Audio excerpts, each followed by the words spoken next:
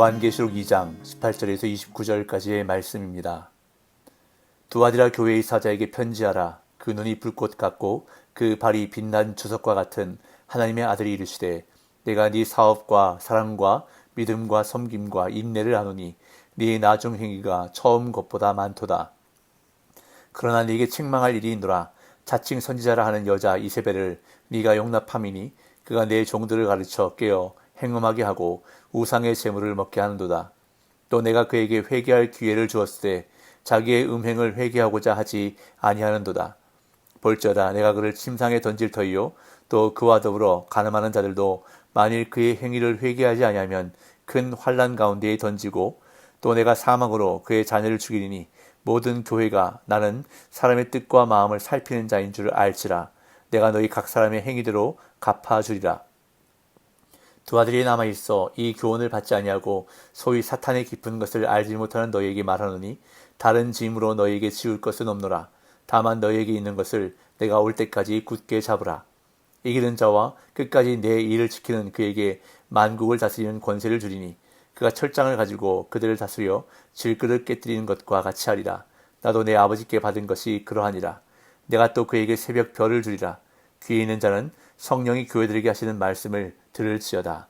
아멘. 오늘 본문은 소아시아 7교회 가운데 네 번째 교회인 두아디라 교회에게 주시는 편지입니다. 먼저 두아디라 교회를 향해 말씀하시는 예수님이 소개되고 있는데요. 18절입니다. 두아디라 교회의 사자에게 편지하라. 그 눈이 불꽃 같고 그 발이 빛난 주석과 같은 하나님의 아들이 이르시되.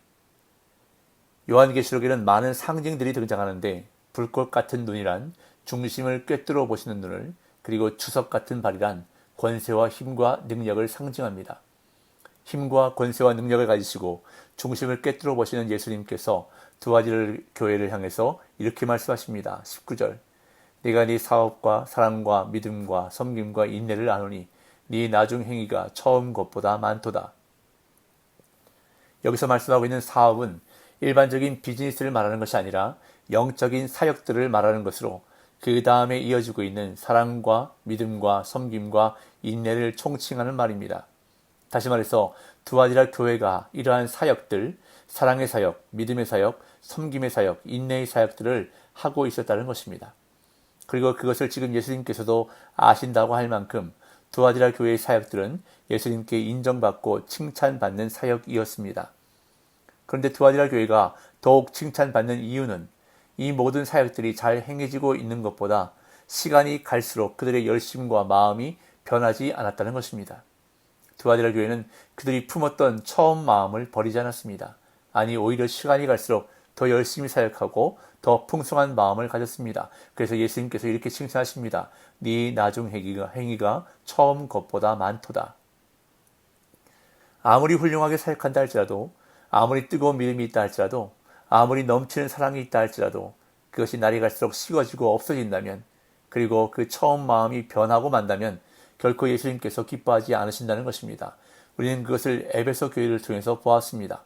그들이 처음 사랑을 버림으로 책망받았던 것을 보았습니다.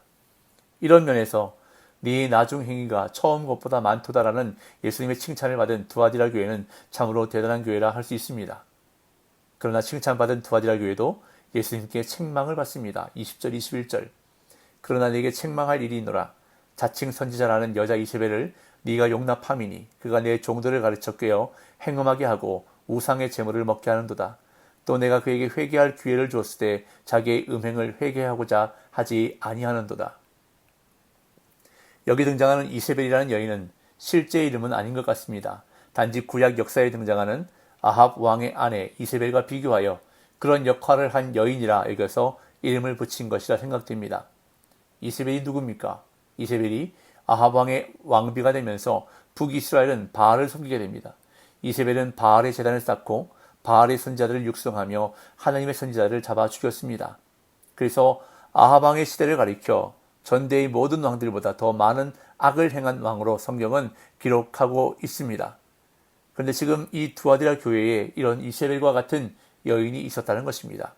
20절 말씀을 제가 쉬운 성경으로 다시 읽어보겠습니다. 그러나 한 가지 책망할 일은 스스로 예언자라고 칭하는 여자 이세벨을 그대로 두고 보고만 있는 일이다. 그 여자는 내 백성을 거짓된 가르침으로 잘못 인도하고 있으며 우상에게 바친 제물을 먹게 하고 음란한 죄를 짓도록 부추기고 있지 않느냐. 그 옛날 이세벨 왕비가 했던 것처럼 교인들을 거짓된 가르침으로 잘못 인도하고 우상 숭배와 음란한 죄를 짓도록 부추기는 악한 일을 교회 안에서 행했다는 것입니다. 그런데 문제는 교회가 그것을 용납했다는 것입니다. 그냥 두고 보고만 있었다는 것입니다. 예수님께서는 지금 그것을 책망하고 계시는 것입니다. 교회 안에서 여자가 가르치는 것을 용납했다고 해서 문제가 생긴 것이 아닙니다. 리더 역할, 지도자 역할을 한다고 해서 문제가 된 것이 아닙니다. 문제는 이 여자 이세벨을 가리켜 무엇이라 말씀하는가입니다. 예수님은 이 여자를 가리켜 자칭 선지자를 하는 여자 이세벨이라고 말씀하고 있습니다. 문제는 이것입니다. 교회가 지도자로 세우지 않았습니다. 교회가 가르치는 자로 세우지 않았다는 것입니다. 자칭 선지자라, 다시 말하면 자기 스스로 선지자라, 지도자라, 가르치는 자라고 했다는 것입니다. 그런데 교회가 이것을 용납했다는 것입니다. 그냥 두고 보고만 있었다는 것입니다. 이것이 두아디라 교회의 문제였습니다. 오늘날에도 교회 안에서 이러한 일들이 벌어지고 있습니다. 자칭 선지자들이 있습니다. 교회가 세우지 않았는데, 교회에서 직분을 주지 않았는데 본인 스스로가 가르치려 하고 지도하려고 하고 사람들을 인도하려고 합니다. 소위 은사를 받았다고 하면서 또는 하나님께서 사명을 주셨다고 하면서 말입니다. 물론 그런 분들 가운데 정말 하나님께서 특별한 은사와 재능을 주신 분들도 있습니다. 하지만 하나님이 원하시는 것은 교회의 질서입니다. 하나님은 무질서의 하나님이 아니시라고 성경은 분명히 말씀하고 있습니다. 교회는 하나님이 세워주신 질서에 따라 모든 것이 행해져야 합니다. 하나님이 원하시는 교회에는 질서가 살아있는 교회입니다.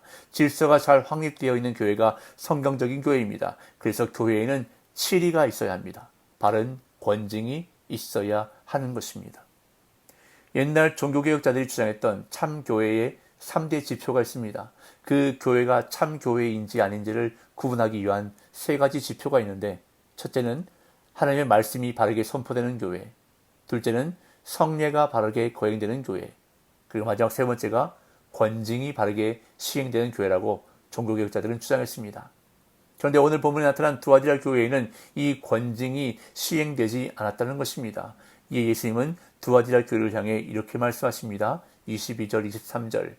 볼지어다 내가 그를 침상에 던질 터이요 또 그와 더불어 가늠하는 자들도 만일 그의 행위를 회개하지 아니하면 큰 환난 가운데에 던지고 또 내가 사망으로 그의 자녀를 죽이리니 모든 교회가 나는 사람의 뜻과 마음을 살피는 자인 줄 알리라. 내가 너희 각 사람의 행위대로 갚아주리라. 여기서 침상에 던질 터이요라는 말은 결국 침상에 누워 고통당하는 신세가 될 것이라는 말씀입니다. 그리고 각 사람의 행위대로 갚아주리라고 말씀하십니다. 그러면서 모든 교회가 나는 사람의 뜻과 마음을 살피는 자인 줄 알리라고 말씀하십니다.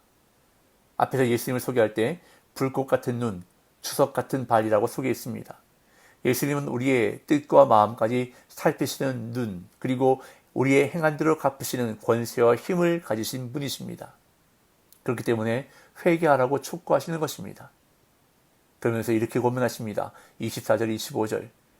두아디라에 남아있어 이 교훈을 받지 아니하고 소위 사탄의 깊은 것을 알지 못하는 너희에게 말하노니 다른 짐으로 너희에게 지울 것은 없노라. 다만 너희에게 있는 것을 네가 올 때까지 굳게 잡으라.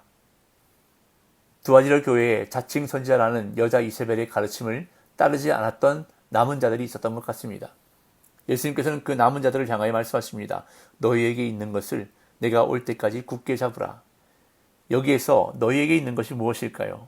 물론 앞에서 언급한 두아디라 교회의 장점, 사랑과 믿음과 섬김과 인내에 기초한 사역들을 의미하기도 하지만 거기에 덧붙여서 이세벨의 가르침을 따르지 않고 진리를 지킨 것을 말하는 것입니다.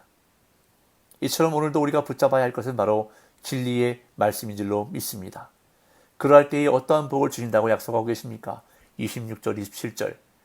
이기는 자와 끝까지 내 일을 지키는 그에게 만국을 다스리는 권세를 주리니 그가 철장을 가지고 그들을 다스려 질그릇 깨뜨리는 것과 같이 하리라. 나도 내 아버지께 받은 것이 그러하니라. 이기는 자는 끝까지 예수님의 일을 지키는 자들이고 또한 그들은 앞에서 말씀한 예수님이 오실 때까지 굳게 잡고 있는 자들을 가리킵니다. 다시 말하면 예수님의 말씀을 굳게 잡는 것이 바로 예수님의 일을 지키는 것이고 그러할 때에 바로 이기는 자가 된다는 것입니다. 그런 자들에게 만국을 다스리는 권세를 주신다고 말씀하시는데요. 내가 철장을 가지고 그들을 다스려 질그릇 깨뜨리는 것과 같이 하리라는 말씀은 시편 2편 9절 말씀을 인용한 것입니다. 제가 시편 2편 9절 말씀을 읽어보겠습니다. 네가 철장으로 그들을 깨뜨리며 질그릇같이 부수리라 하시도다. 이것은 본래 메시아에게 약속된 권세, 즉 예수님의 권세인데 그 권세를 주시겠다는 말씀입니다. 나도 내 아버지께 받은 것이 그러하니라. 끝까지 예수님의 말씀을 붙드는 자에게는 아버지 하나님께서 예수님에게 주신 권세를 주실 뿐만 아니라 새벽별을 주시겠다고 말씀하십니다. 28절 29절 내가 또 그에게 새벽별을 주리라. 귀 있는 자는 성령의 교회들에게 하실 말씀을 들을지어다. 여기서 말하는 새벽별은 무엇을 가리키는 것일까요? 바로 예수님을 가리킵니다. 요한계시록 22장 16절에 이런 말씀이 있습니다. 나 예수는 교회들을 위하여 내 사자를 보내어 이것들을 너희에게 증언하게 하였노라. 나는 다윗의 뿌리요 자손이니 곧 광명한 새벽별이라 하시더라. 그렇기에 새벽별을 주시겠다는 말씀은 예수님의 권세를 주시는 것을 넘어서 아예 예수님을 주시겠다는 것, 즉 예수님이 그 인생을 책임지시겠다는 것입니다. 그러면서 이 말씀을 덧붙이십니다. 귀 있는 자는 성령이 교회들에게 하실 말씀을 들을지어다. 귀가 있다고 다 들을 수 있는 것은 아니라는 말씀입니다. 귀를 가지고 있어도 청각에 장애가 있어 못 듣는 사람이 있는 것처럼 귀가 있어도 성령이 하시는 말씀을 못 듣는 영적 청각 장애가 있는 사람이 있다는 것입니다. 말씀을 다 같이 듣고 있어도 그 말씀을 성령이 나에게 하시는 말씀으로 듣는 사람이 있는가 하면 남에게 하시는 말씀으로 듣는 사람이 있다는 것입니다. 오늘 저와 여러분들에게 성령이 나에게 하시는 말씀으로 듣는 귀가 있기를 간절히 소망합니다. 또한 하나님이 세우신 영적 질서에 순종하며 따르는 교회와 성도 되시기를, 그리고 오늘도 무엇보다 말씀을 굳게 붙드심으로 이기는 자 되시기를 예수님의 이름으로 축복합니다.